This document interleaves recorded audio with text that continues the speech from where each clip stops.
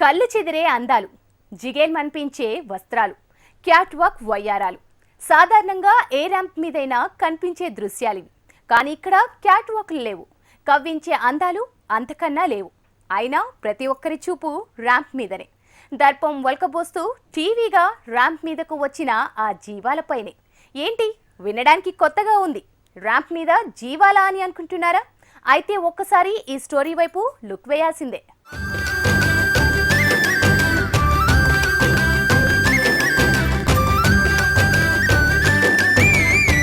ఇప్పటి వరకు models ramp walk Sholay చూస్తుంటాం. కానీ దేశంలో తొలిసారిగా హైదరాబాద్లో గిత్తల ర్యాంప్ షో కనువిందు చేసింది. ప్రత్యేక అలంకరణలతో వివిధ ఆకారాల్లో గిత్తలు ఆహుతులను ఆకట్టుకున్నాయి. తెలుగు రాష్ట్రాల్లో కనుమరుగవుతోన్న ఒంగోలు జాతి పశు సంతతిని పెంపొందించేందుకు చేపడుతున్న చర్యల్లో భాగంగా నెక్లెస్ రోడ్డులోని జలవిహార్లో దేశీయ పశు విప్లవం పేరిట బుల్ షోను నిర్వహించారు. ఇందులో భాగంగా ప్రత్యేకంగా ఏర్పాటు చేసిన బుల్ ర్యాంప్ షోలు గిత్తలు సందడి చేశాయి. అంకుష్ స్వచ్ఛంద సంస్థ, ఆంధ్రప్రదేశ్ పశు సంవర్ధక శాఖ సంయుక్తంగా ఈ బుల్ షోను నిర్వహించింది. మొట్టమొదటిసారి అధికారికంగా ప్రకటించిన తెలంగాణ రాష్ట్ర తూర్పు ఎద్దు ర్యాంపుపై తన టీవీ చాటింది. ఎద్దుల షోలో తొలుత తూర్పు ఎద్దును ప్రవేశపెట్టారు. ప్రత్యేక రూపంలో ఉన్న ఈ ఎద్దు ప్రత్యేకతలను చెబుతున్నప్పుడు ఆహుతులు ఆసక్తిగా గమనించారు.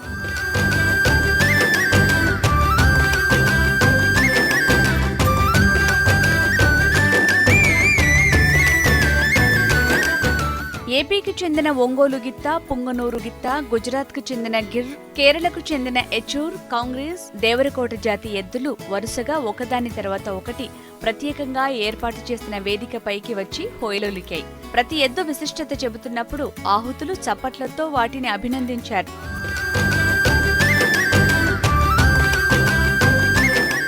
గ్రామీణ అభివృద్ధి జరగాలంటే గ్రామీణ ప్రాంతాల్లో పశువులు అభివృద్ధి చేయాలని ఏపీ స్పీకర్ కోడెల శివప్రసాద్ పిలుపునిచ్చారు. రైతులు వ్యవసాయంతో పాటు అనుబంధ రంగాల్లో రాణించాలని సూచించారు. శాస్త్రబద్ధమైన పశుపోషణ ద్వారా రైతు ఆర్థికంగా ఎదుగుతారని అన్నారు స్పీకర్ కోడెల శివప్రసాద్. అగ్రికల్చర్ ఈ రోజుల్లో లాభసాటి కాదు. రైతులు ఆత్మహత్యలకు పాల్పడుతున్నారు, రైతులు పట్టణాలకు వెళ్ళిపోతున్నారు, రైతులు వ్యవసాయం మానేస్తున్నారు. అలాంటి పరిస్థితుల్లో రైతుకి వ్యవసాయంతో పాటు ఒక అనుబంధమైనటువంటి యాక్టివిటీ ఉంటే తప్పితే ఆ వ్యవసాయం బతకదు, వ్యవసాయదారుడు బతకడం అనేది వాస్తవం. దాంట్లో ప్రధానమైనది లైవ్ స్టాక్. లైవ్ స్టాక్ కూడా సంప్రదాయమైనటువంటి పశువులు, గోవులు కాకుండా వాటితో పాటు శాస్త్రబద్ధమైనటువంటి ఆరోగ్యకరమైనటువంటి మన పశువులు పోషించుకుంటే వాటి వల్ల ఆదాయం వస్తుంది, వ్యవసాయం బతుకుతుందని తెలియజేసుకుంటున్నాను. బ్రెజిల్తో ఒప్పందం కుదుర్చుకోవటం ద్వారా ఆంధ్రప్రదేశ్ రెండో క్షీర విప్లవం సాధించే అవకాశం ఉందని ఏపీ వ్యవసాయ శాఖ మంత్రి ప్రత్తిపాటి పుల్లారావు తెలిపారు. పశువుల సంతానోత్పత్తిని పెంచేందుకు కొత్త టెక్నాలజీని ఏపీలో తీసుకురానున్నట్లు తెలిపారు. మేల్ కావాలంటే మేలు, ఫిమేల్ కావాలంటే ఫిమేలు సంతానోత్పత్తి కలిగేటువంటి టెక్నాలజీని పెన్సిల్వేనియా USA నుంచి ఒక MOU చేసుకుని ఆ టెక్నాలజీ తోటి పశు సంపదని ఇంకా ఏ విధంగా డెవలప్ చేయాలి అనేటువంటి దాంట్లో ఇటీవలే ఒక MOU కూడా చేసుకున్నాం. బ్రెజిల్ నుంచి కూడా అదే విధంగా ఏ విధంగా సంతానోత్పత్తిని పెంచుకోవటానికి జోష్ గారు కానీ వేణుగోపాల్ గారి సహకారం తీసుకొని మా డాక్టర్ కోడెల శివప్రసాదరావు గారు బ్రెజిల్ వెళ్ళొచ్చిన తర్వాత వారి సూచనలు సలహాలతోటి ఏ విధంగా ముందుకు వెళ్ళాలి అనేటువంటి దాంట్లో వారితోటి కూడా ఏ విధంగా వారు మన ఒంగోలు జాతి కానీ పుంగనూరు కానీ సంతానోత్పత్తిని పెంచుకునేటువంటి దానికి వారికి అధునాతనమైనటువంటి టెక్నాలజీని కూడా వారి దగ్గర నుంచి ట్రాన్స్ఫర్ చేసుకొని ఏ విధంగా డెవలప్ చేయాలనేటువంటి దాంట్లో కూడా ఆలోచన చేయటం జరుగుతూ ఉంది. దేశవాళీగా మన దేశంలో ఉండే బ్రీడ్స్, అది గిరి కానివ్వండి, ఒంగోలు కానివ్వండి, షహివాల్ కానివ్వండి, లేకపోతే రెడ్ సింధి కానివ్వండి, ఇలాంటి బ్రీడ్స్ బ్రెజిల్ దేశానికి వెళ్ళిన తర్వాత అక్కడ వాళ్ళు జెనెటిక్ ఇంప్రూవ్మెంట్ మీద బాగా ఇంటెన్సివ్గా ఎఫర్ట్ చేసి ఇప్పుడు మన దేశంలో గిరిజాతికి సంబంధించిన ఆవులు 5 లీటర్లో 10 లీటర్లో మహా అంటే మనం చూడలేదు పాలు ఇవ్వడం. ఇదే జాతికి సంబంధించిన బ్రీడ్ అక్కడ జెనెటిక్ ఇంప్రూవ్మెంట్ అయిన తర్వాత అంటే సెలక్షన్ ఎంత బాగా చేశారు, అనేది శాస్త్రజ్ఞులకి అర్థమవుతుంది. అది 40 నుంచి 50-60 లీటర్ల పాల ఉత్పత్తిని కూడా ఇచ్చే బ్రీడ్స్ బ్రెజిల్లో ఉన్నాయంటే మనకు నిజంగా చాలా ఆశ్చర్యం వేస్తున్న సందర్భం ఇది. భారతదేశంలో మొదటిసారి హైదరాబాదులో బుల్ షో నిర్వహించడం చాలా గర్వంగా ఉందన్నారు బుల్ షో నిర్వాహకులు నాగబాల సాయి సురేష్. భారత్లో రోజురోజుకు ఆవులు ఎద్దుల సంఖ్య తగ్గిపోతుందని, దేశీయ సంపదను కాపాడాల్సిన అవసరం ఉందన్నారాయన. అందుబాటులోకి వస్తున్న నూతన టెక్నాలజీని ఉపయోగించి పశు సంపదను రక్షించుకోవాలని సూచించారు. ప్రభుత్వాలు, అటు కేంద్ర ప్రభుత్వం ఇటు రాష్ట్ర ప్రభుత్వాలు కూడా దీని పట్ల ఒక రకమైన వివక్ష అని అనుకోవచ్చు. సరైన లక్ష్యం ఉంటే మనం ఇవాళ ఆవుల్ని పెంచడం లేదా ఎద్దుల్ని పెంచడం అంటే దానివల్ల ఎన్నో రకాల ప్రయోజనాలు ఉన్నాయి. ఒక రకమైన క్షీర విప్లవం వస్తుంది, పాల ఉత్పత్తి జరుగుతుంది, అదేవిధంగా ఎన్నో రకాల మేలు ప్రజలకు జరుగుతుంది, ప్రభుత్వాలకు ఆదాయ వనరులు కూడా ఉంటుంది. సాంకేతికంగా మనం చాలా అభివృద్ధి చెందాం. ఇలాంటి మోడర్న్ టెక్నాలజీ ఏదైతే ఉందో ఆ టెక్నాలజీ అగ్రికల్చర్ డిపార్ట్మెంట్లో లేదా పశు సంరక్షణ శాఖలో ఇంకా రావాలి. కాంక్రీజ్, గిర్, అట్లాగే ఒంగోలు జాతి గీత ఎట్లయితే ఉందో తెలంగాణలో అచ్చంపేట, అమ్రాబాద్ ఏరియాలో తూర్పు జాతి గోవు ఉంది.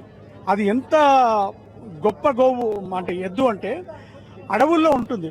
2 కిలోమీటర్ల రేడియస్లో పెద్ద పులి ఉంటే గుర్తుపడుతుంది. 1 కిలోమీటర్ రేడియస్లో వాటర్ గుర్తుపడుతుంది. వివిధ ప్రాంతాల్లో 10 జాతులకు చెందిన 19 గిత్తలు ర్యాంపుపై సందడి చేశాయి. క్యాట్ వాక్ చేస్తూ కనువిందు చేశాయి. సందర్శకులు పెద్ద సంఖ్యలో హాజరై వీటిని తిలకించారు. ర్యాంపుపై రాజసాన్ని ప్రదర్శించిన గిత్తలకు అవార్డులు అందజేశారు.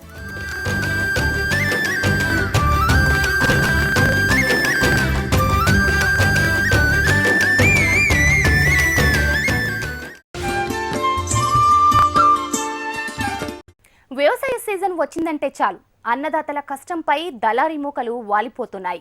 సరుకు మార్కెట్కు చేరాకే కాదు, విత్తు నేలలో పోయకముందే రైతన్న రెక్కల కష్టంపై వాలుతున్నారు.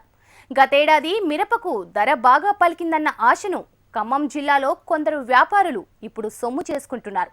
విత్తనాలకు పెరిగిన డిమాండ్తో కృత్రిమ కొరత సృష్టించి ధరను 100% పైగా పెంచి పబ్లిక్గా బ్లాక్ మార్కెట్లో అమ్ముకుంటూ నిలువు దోపిడీకి పాల్పడుతున్నారు. మరికొందరు దురాశాపరులు నకిలీ విత్తనాలతో అన్నదాతలను మోసగించే పనిలో పడ్డారు. ఖమ్మం జిల్లాలో మిర్చి విత్తనాల అమ్మకాల్లో జరుగుతున్న దందాపై హెచ్ఎంటీవీ ప్రత్యేక కథనం.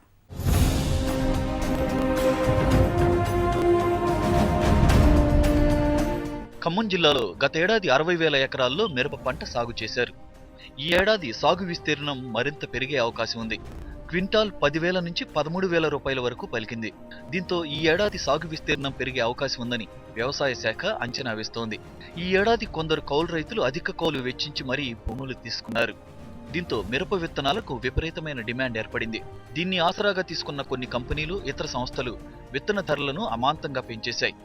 విత్తనాలకు డిమాండ్ ఉంటుందని విత్తన కంపెనీలు ముందే పసిగట్టి ధరలను భారీగా పెంచాయి.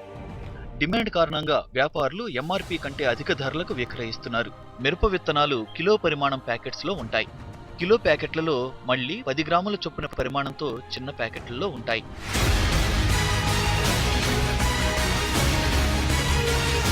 డిమాండ్ ఉన్న మిర్చి విత్తనాన్ని ఓ ప్రముఖ కంపెనీ కిలో 1,10,000 నుంచి 1,50,000 వరకు విక్రయిస్తోంది. గతంలో ఇవే విత్తనాలు 40,000 నుంచి 50,000కు లభించాయి. అంటే విత్తన ధర ఒక సీజన్లోనే 100% పైగా పెరిగింది. ఈ కంపెనీ విత్తనాలతో ఇల్లెందులోని ఓ దుకాణదారుడు సుమారు 1 కోటి వ్యాపారం చేసినట్లు సమాచారం. భద్రాచలం ఏజెన్సీలోని చర్ల, వెంకటాపురం మండలాల్లో కొందరు వ్యాపారులు ఇదే రకమైన విత్తనాలను 2 కోట్లకు విక్రయించినట్లు తెలుస్తోంది. రైతు అవసరాన్ని బట్టి కొన్ని కంపెనీలు, దాని వ్యాపారులు నిలువు దోపిడీకి పాల్పడుతున్నా అధికారులు పట్టించుకోవడం లేదు.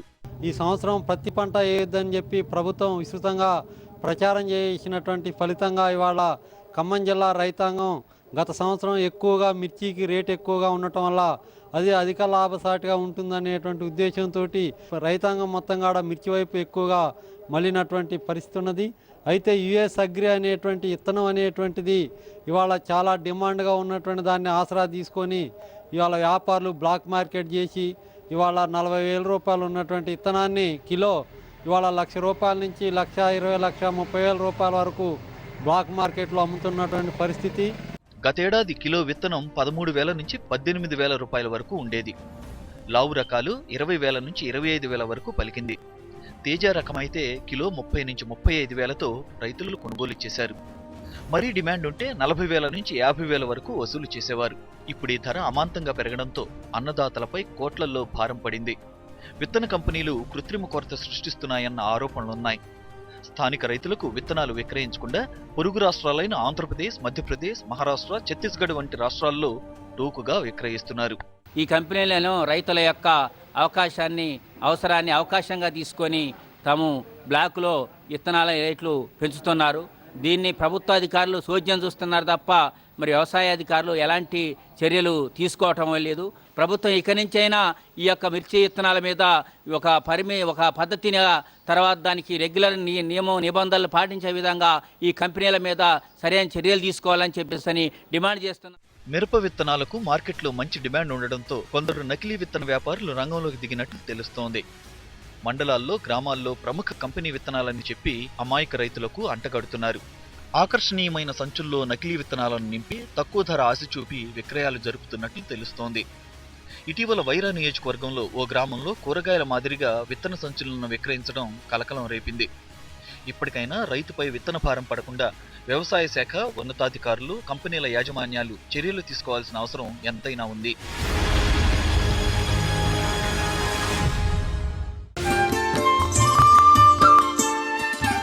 చామంతి పూల తోటల సాగుకు పెట్టుబడులు విపరీతంగా పెరుగుతున్నాయి.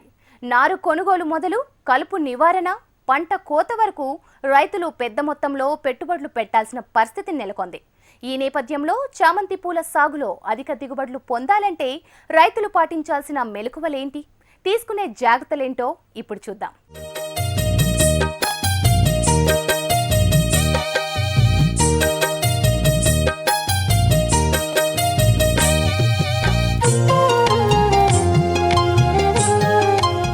తెలుగు రాష్ట్రాల్లో రోజురోజుకు పూల తోటల సాగు విస్తీర్ణం పెరుగుతోంది.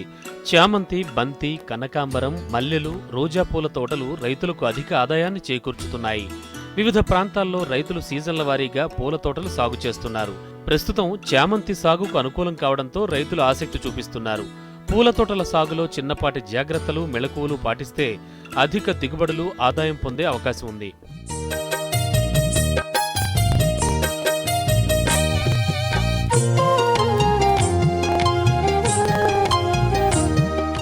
చామంతి మొక్కలు పగటి సమయంలో శాఖీయంగా మాత్రమే పెరుగుతాయి.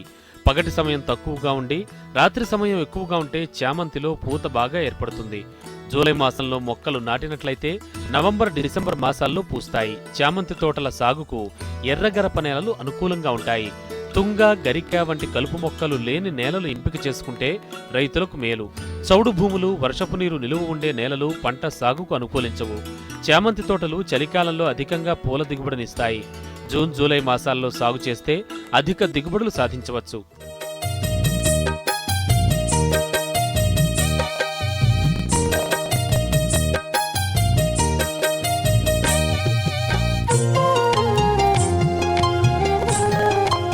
ఎకరా పొలంలో చామంతి సాగుకు 12 నుంచి 15 వేల మొక్కలు అవసరం. చామంతి పూల మొక్కలు నాటడానికి ఖచ్చితంగా 30 సెంటీమీటర్ల పొడవు, వెడల్పు ఉండేలా రైతులు జాగ్రత్తలు తీసుకోవాలి. ముఖ్యంగా పొలంలో బోదెలు ఏర్పాటు చేసి చామంతి పూల తోట సాగు చేయడం వల్ల వర్షాలు ఎక్కువగా కురిసినా తోటకు నష్టం ఉండదు. ఎకరా పొలంలో చామంతి సాగుకు 10 టన్నుల పశువుల ఎరువు, 40 కిలోల నత్రజని, 40 కిలోల భాస్వరం, 80 కిలోల పొటాష్ ఎరువులు దుక్కిలో వేసి బాగా కలిగి దున్నాలి. తోట సాగులో ఉన్నప్పుడు కొమ్ములు కత్తిరించిన తర్వాత 40 కిలోల నత్రజని వేసుకోవాలి. చామంతి మొక్కలు నాటిన 4 నెలలకు పూలు దిగుబడికొస్తాయి. అప్పటి వరకు కలుపు మొక్కల నివారణకు కూలీల అవసరం ఎక్కువగా ఉంటుంది. దీన్ని దృష్టిలో ఉంచుకుని రైతులు యాజమాన్య పద్ధతులు చేపట్టాలి. చామంతి, బంతి పూల తోటల సాగును ఆంధ్రప్రదేశ్ ప్రభుత్వం ప్రోత్సహిస్తోంది. తోటల సాగుకు అవసరమైన నారు కొనుగోలుకు ఎకరాకు 6,400 రూపాయల వరకు సబ్సిడీ ఇస్తోంది.